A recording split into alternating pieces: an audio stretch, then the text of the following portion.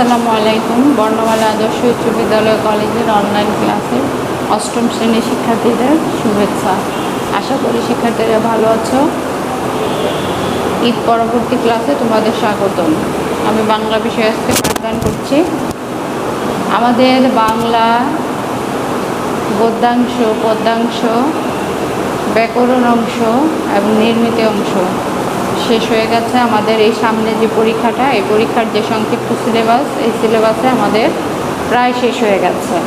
তো আমরা গদ্যাংশ থেকে তোমাদের পড়িয়েছি এবং তা থেকে সৃজনশীল প্রশ্ন করেও তোমাদের দেওয়া হয়েছে। তো তোমরা বাসায় বসে কী ধরনের পড়ছো বা এর থেকে যে পদ্যাংশগুলো থেকে যে প্রশ্ন আসবে, জ্ঞানের প্রশ্ন, অনুধাবন প্রশ্ন, সেগুলো তোমরা কতদূর পড়েছো সে সম্পর্কে হচ্ছে আজকের ক্লাসটা। যে আমি পড়াতে কিন্তু ভিতর থেকে তোমাদের জ্ঞানের প্রশ্নগুলো বলেছিলাম, অনুধাবন প্রশ্নগুলো বলেছিলাম, তাছাড়া সৃজনশীল প্রশ্নের মধ্যেও ছিল। তো আমরা জানি যে আমাদের 70 নম্বর হচ্ছে Bangla first paper second paper একসাথে, 70 নম্বর হচ্ছে আমাদের রচনামূলক অংশে, আর 30 নম্বর হচ্ছে বহু নির্বাচনীতে। তো এই রচনামূলক অংশের মধ্যে গদ্যাংশ পদ্যাংশ ছাড়াও তোমাদের নির্মিতি অংশ আছে। এছাড়াও বহু নির্বাচনী অংশে আছে তোমাদের 30 মার্কের মধ্যে। 30 মার্কের মধ্যে তোমাদের আছে গদ্যাংশ থেকে, আমি এখানে তোমাদের একটু ভাগ করে দেখাচ্ছি যে নৈর্ব্যক্তিক কেন গুরুত্বপূর্ণ।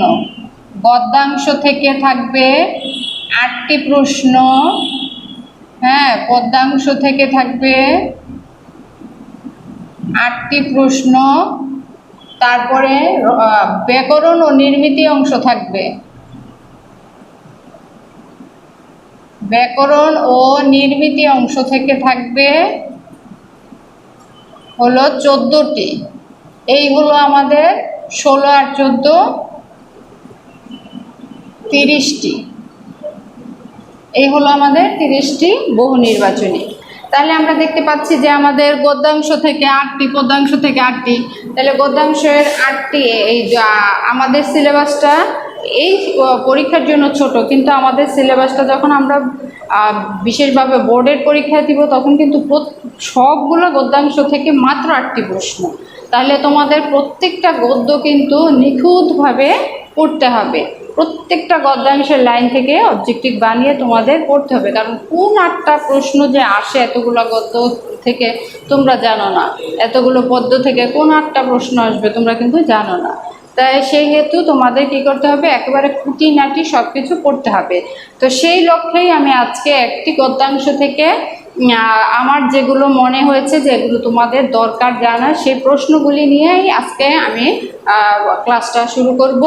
যে এই প্রশ্নগুলির উত্তরগুলি কিন্তু আমি আগে পড়িয়েছি, আজকে আমি তোমাদের এই প্রশ্নগুলি দিব, তোমরা জাস্ট খাতায় লিখে রেডি করবা। অর্থাৎ তোমরা দেখবা যে এই প্রশ্নগুলি সবগুলি তুমি বই না দেখে করতে পারো কিনা। যখনই যে কয়টা তুমি বই দেখে না দেখে করতে পারবা সে কটা করবা, বাকিগুলো তোমাকে কি করতে হবে, বই দেখে মুখস্থ করে নিতে হবে যে আমার এই প্রশ্নের উত্তরটা এইটা হবে। তো আসো আমরা বোর্ডে চলে যাই এবং আমাদের এই প্রশ্নগুলি আজকে জেনে নেই। তো আমরা আজকে তোমাদের প্রবন্ধ, প্রথমেই যে প্রবন্ধটা নিয়েছি সেটা হচ্ছে ভাব ও কাজ, কাজী নজরুল ইসলামের ভাব ও কাজ। এটা আমরা কিন্তু বিস্তারিতভাবে এটার বিষয়বস্তু, প্রশ্নের উত্তর সব কিছু আমরা পড়েছি। তো আজকে আমি যেহেতু বলছি যে খুঁটিনাটি বিষয়গুলি আমাদের জানা দরকার, সেহেতু জ্ঞানের প্রশ্ন নিয়েই আজকে তোমাদের ক্লাসটা। এই জ্ঞানের প্রশ্নগুলি তোমরা খাতায় তুলে ফেলবা। তা আসে প্রথমেই যে জ্ঞানের প্রশ্নটা আছে, শিউলিমালা কাজী নজরুল ইসলামের কি ধরনের রচনা? তোমরা জানো যে কাজী নজরুল ইসলাম গল্প, কবিতা, গান, নাটক, উপন্যাস, গল্পগ্রন্থ, কাব্যগ্রন্থ এগুলো সব লিখেছেন। অর্থাৎ সাহিত্যের প্রত্যেকটা শাখায়, যে কয়টা শাখা আছে প্রত্যেকটা শাখায় তার পদচারণা ছিল, ছোট গল্প, সব কিছুই। তাহলে আমরা শিউলিমালা কি ধরনের রচনা, তার এই তোগুলা সাহিত্যের শাখার মধ্যে কোন শাখাটার হচ্ছে শিউলিমালার মধ্যে পড়ে? আমি আজকে উত্তর বলবো না, কারণ উত্তরগুলো আমি আগে বলেছি। আগে প্রশ্নগুলো তোমরা আজকে সাজিয়ে নিবা তোমরা। কুম্ভকর্ণ কে? কুম্ভকর্ণ কে? আমরা প্রবন্ধের মধ্যে পড়তে পড়তে বলেছিলাম যে কুম্ভকর্ণের ঘুম ভাঙানো যায়। কুম্ভকর্ণের ঘুমের কথা বলেছি যে প্রবল ঘুম, হ্যাঁ অনেক ঘুম, কিন্তু কিছু মানুষ আছে কুম্ভকর্ণের মতন ঘুমায়। তারা কারা? এখন এই তারা কারা না, প্রশ্নটা হচ্ছে কুম্ভকর্ণকে। 3 নম্বর হচ্ছে ভাবো কাজ প্রবন্ধে কোনটিকে মহাপাপ বলা হয়েছে? তোমরা অনেক প্রশ্নই এগুলার অনেকগুলাই নিজেরা এখনই উত্তর করতে পারবা। ভাবো কাজ প্রবন্ধে কোনটিকে মহাপাপ বলা হয়েছে? 4 নম্বর হচ্ছে স্পিরিট। স্পিরিট কি? আমি আবার বলছি, স্পিরিট কি? আমি এখানে শব্দের অর্থ থেকেও কিন্তু জ্ঞানের প্রশ্ন তৈরি করেছি। 5 নম্বর আছে কোন বিষয় বিবেচনা করে কাজে নামলে উৎসাহ অনর্থক নষ্ট হবে না? আমরা জানি আমাদের কিছু কাজ আছে ভেবেচিন্তে না কাজ করলে কিছু দূর আগানোর পরে যখন কাজে বিফলতা আসে তখন আমরা কি করি? নিরাশ হয়ে কাজটা ছেড়ে দিই।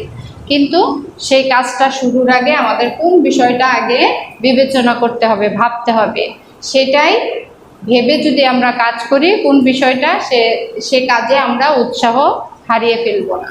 তাইলে বিষয়টা হচ্ছে কোন বিষয় বিবেচনা করে কাজে নামলে উৎসাহ অনর্থক নষ্ট হবে না।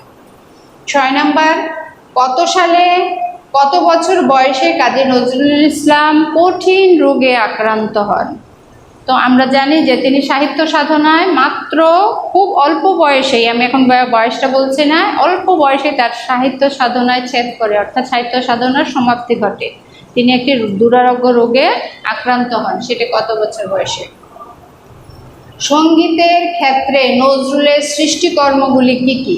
আমরা জানি তিনি অনেক গান রচনা করেছেন এবং এই গানগুলি কোন কোন শ্রেণীর সেই নামগুলি তোমরা লিখবে, অর্থাৎ কোন কোন শ্রেণীর গান তিনি লিখেছেন।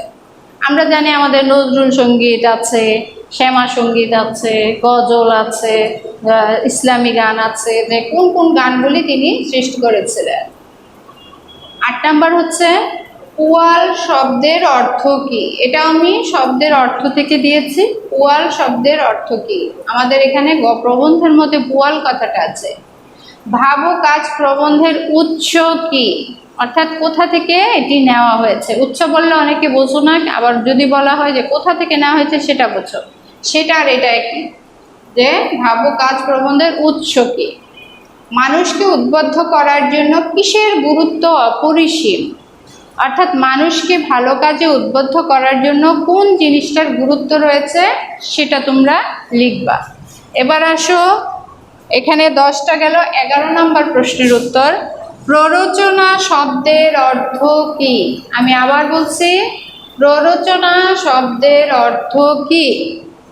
12 নম্বর, কত সালে বাঙালি পল্টন ভেঙে দেওয়া হয়? আমরা জানি তিনি যখন 10ম শ্রেণীতে পড়েন তখনই প্রথম বিশ্বযুদ্ধ শুরু হয় এবং বিশ্বযুদ্ধ চলাকালীন সময়ে তিনি সেই যুদ্ধে অংশগ্রহণ করেন এবং সেই যুদ্ধে তিনি বাঙালি পল্টনে যোগদান করেন এবং যুদ্ধ শেষে সেই বাঙালি পল্টন ভেঙে দেওয়া হয়। সেই সালটা লিখবা।